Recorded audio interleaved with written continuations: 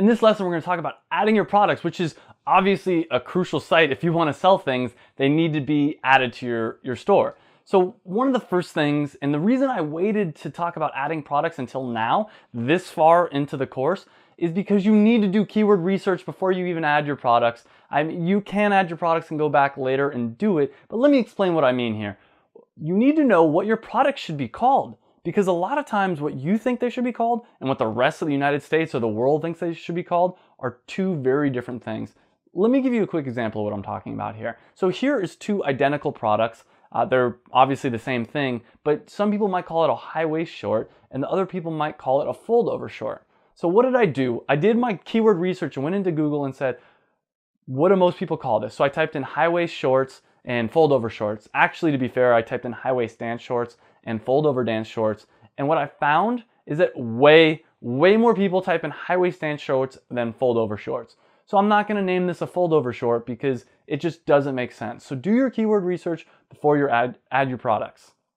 Now, if you wanna know the actual step-by-step on how to add a product, it's super simple. I have an example of how to do that in Shopify. There's a link down below in this page where you can click on it. I actually released it on my YouTube channel, and I think it's really easy to do, but if you have questions and you want to watch me do it, click on the link down below and you can see the step-by-step on actually how to do it. But in this video, this lesson, I'm going to specifically talk about some of the tips when you are adding your product. So here are the tips. One of the things you want to make sure is that your product is SEO properly. So as you're uploading it, add the things that we've been talking about in this section, the meta title, the meta description, H1 tags, maybe even some H2 tags. Make sure that your image is properly SEO'd, all that kind of stuff. The next thing you're going to do is actually make sure that it has a good description.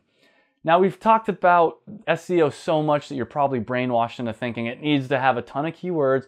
Yeah, that's nice. Don't get me wrong. But do something that's different. Do something that's interesting, something that's going to grab people's attention. Remember, these are humans looking to open their wallet and give you money. If you can connect with them, if you can make them laugh, if you can engage them, they're more likely to spend money with you. So look over all your product descriptions. Are they boring? Would you buy from you? Is it something that someone would want to read and maybe even tell their friends about? That's what your product description should be. They should be unique and they should only be on your website. If you're copying and pasting from, let's say, a manufacturer's website, for those people that are reselling other people's goods, that's bad. Come up with your own unique descriptions. Next thing we're going to talk about is high quality images.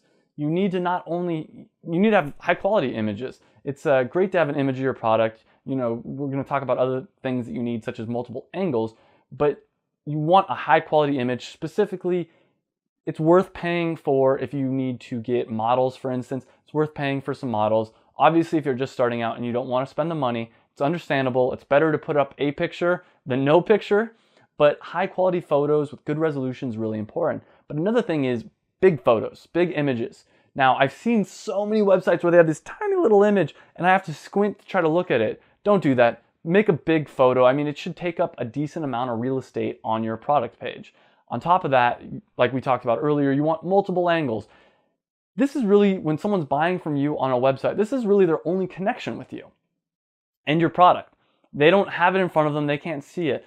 What your goal is to do is to make it seem real. Make this product seem real.